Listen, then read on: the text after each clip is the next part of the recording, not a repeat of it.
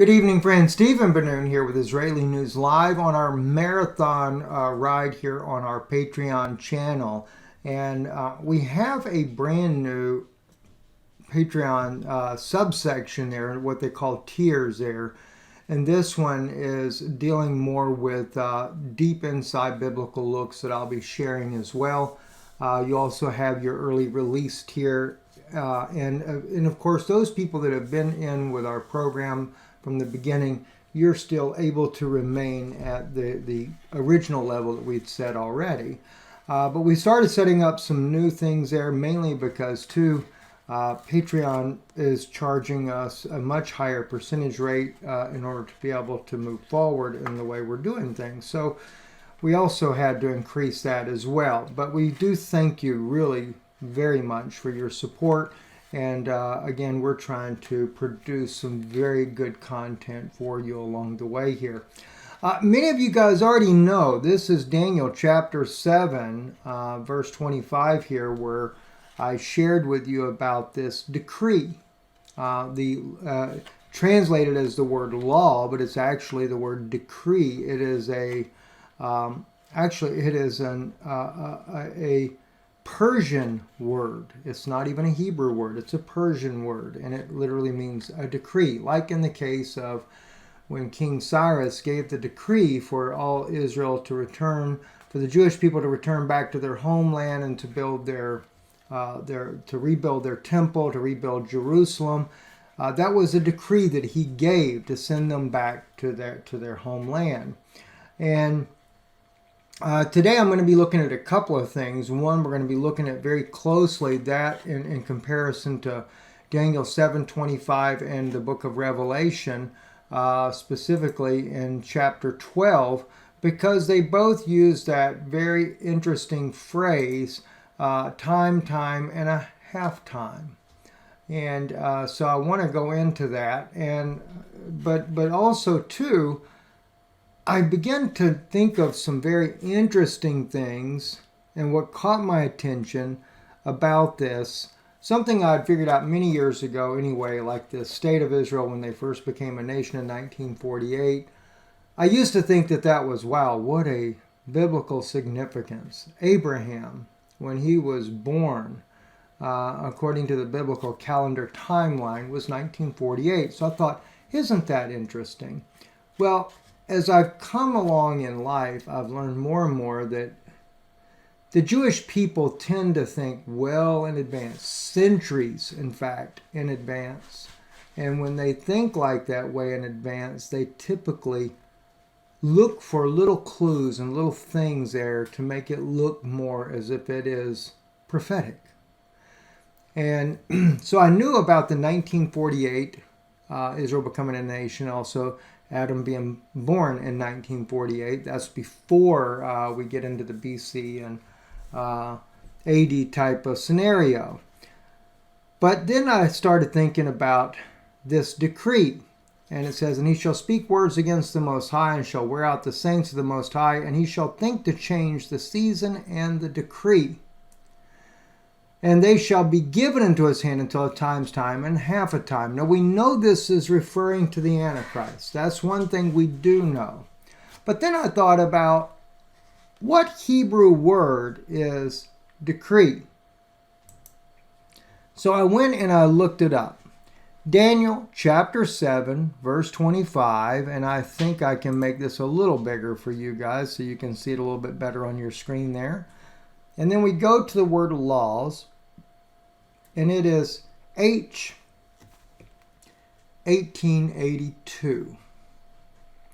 And I thought to myself, 1882, I have a feeling that has something to do with time. Especially if I'm thinking the way the Jewish people would think. They like to make things look like they are fitting a biblical timeline. So I thought to myself, what happened in 1882? Well, let's first set the stage of this. The Antichrist thinks he can change times and decrees or a decree. It's not even in the plural. It's just to change the time and the decree. They put the word laws, but if we look at this in the Hebrew language, no, it's not in the plural. It's just dalet tav. Dat is a Persian word, and it's not datiot, datim, datin. There's 3 different ways it could have been pluralized, and it's not. It is simply the king's decree, Cyrus's decree. And this one, that will come up, this speaks words against the Most High, shall wear out the saints of the Most High. He thinks he can change the season or the time, zamin, there it is right there, zamin, vedat, and the decree.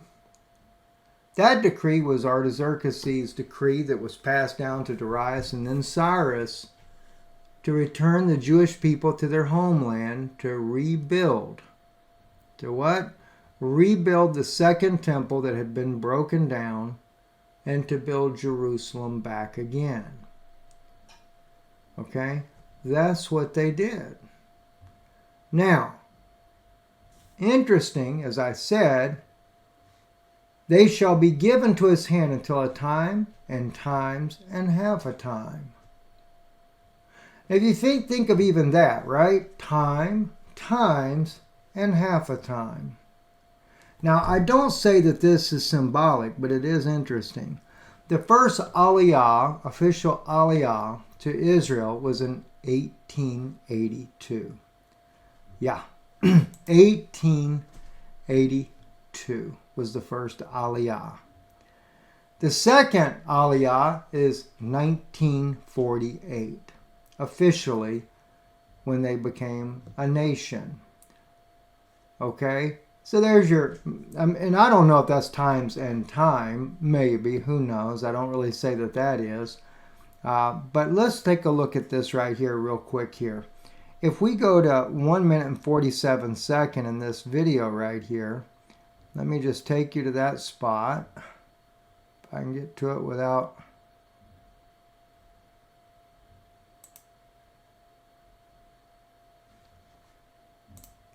Let me play this little clip here for you. Decades, 35,000 Jews moved there, fleeing pogroms in Eastern Europe and joining the 20s, returning to the Holy Land, then a province of the Ottoman Empire, began in 1882. For several decades, 35,000 Jews moved there, fleeing pogroms in Eastern Europe and joining the 20,000 Jews already living in Ottoman Palestine. A rich French baron. So 1882 was that first aliyah.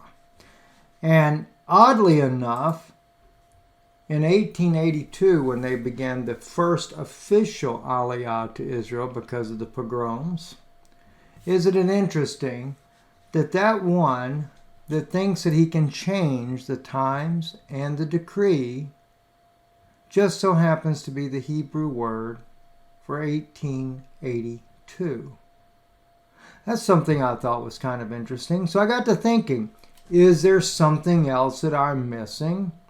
Well, as I watched that video there that I just shared with you, it gets to another part of the video, 5 minutes later in the video. And let me play this part here for you. And so I decided to do a little backwards history. Look at this. As a result of the First World War, the Ottoman Empire lost its power over Palestine. On November 2nd, 1917, British Foreign Minister Arthur Balfour sent a declaration to the leader of the British Jewish diaspora, the famous Zionist Lord Walter Rothschild, promising to help Jews build their own national home in Palestine. The phrase national home was intentionally used instead of state because the opposition to the Zionist program within the British cabinet. In 1918, the Balfour... So 1917 was right at the end of the First World War. Or as the World War was coming to an end. And this is when the Balfour Declaration decided to carve out a national homeland, or a state, would later become a state for the Jewish people. Well, oddly enough, I decided, well, if it's so weird that the Hebrew word for decree is 1882, and that happens to be the first Aliyah, which corresponds to the fact that that Antichrist figure thinks he can change the time. In other words, he thinks he can change Cyrus's decree and make it for a modern state of Israel in our day. That's the time and the decree he's trying to change. He's trying to pervert the Word of God. It's given to his hand, though, and he will be able to do it for a time and a half a time. But oddly enough, I thought about this. Well, 1917, the Balfour Declaration, the ending of World War I. What is the Hebrew word 1917?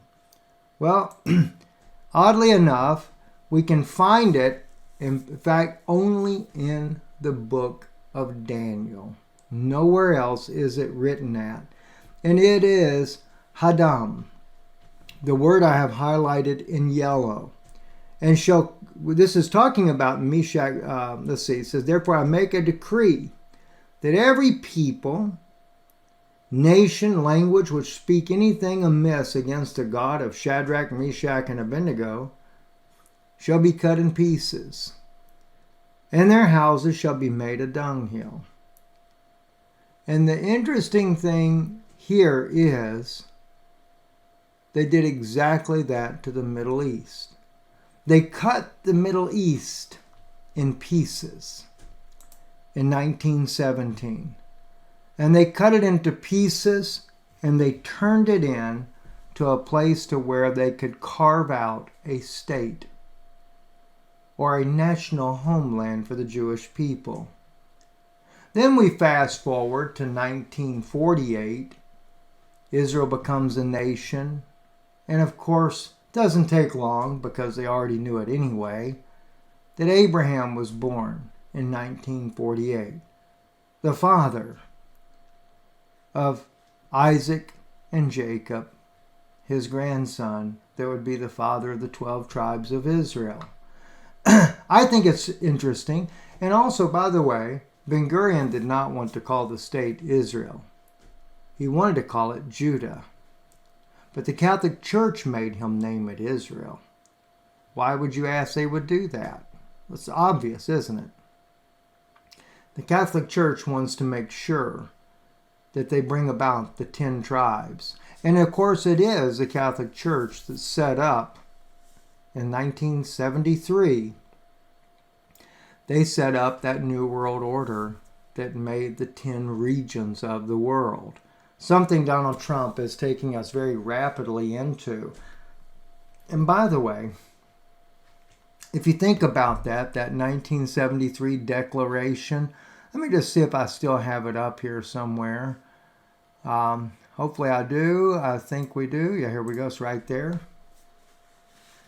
Reason why I think it's interesting that we look at this again as well, because right now, as we speak, breaking in the world news, is a lot of warring going on in the Middle East. And that warring that's going on right now is going to reshape the Middle East altogether. Trump ready to go to war with Iran, take out Yemen, and this whole Middle East section there will end up being given over to the Jewish people to control that entire region. No surprise, is it? So as we come back here to Daniel chapter 7:25, they think that they can change the times, the times and the law or the decree. They're given to his hand for a time, and a half a time. And then we go into Revelation chapter 12. And when the dragon saw that he was cast into the earth, he persecuted the woman which brought forth the man-child. And the woman were given 2 great wings of a great eagle, that she might fly into the wilderness, into her place, where she is nourished for a time, times, and a half a time from the face of the serpent. So while the serpent is ruling, don't forget Matthew 23, who he said was vipers, serpents, a generation of serpents. And the serpent cast out of his mouth water as a flood after the woman, that he might cause her to be carried away of a flood. And the earth helped the woman, and the earth opened up her mouth and swallowed up the flood, which the dragon cast out of his mouth. And the dragon was wroth with the woman, and went to make war with the remnant of her seed, which keep the commandments of God and have the testimony of Jesus Christ. So as this Antichrist spirit moves into play, then we're going to see that Christ will also protect the remnant of the woman's seed. But she will be, and they will be, a persecuted people. I'm Stephen Ben-Nun. You're watching Israeli News Live.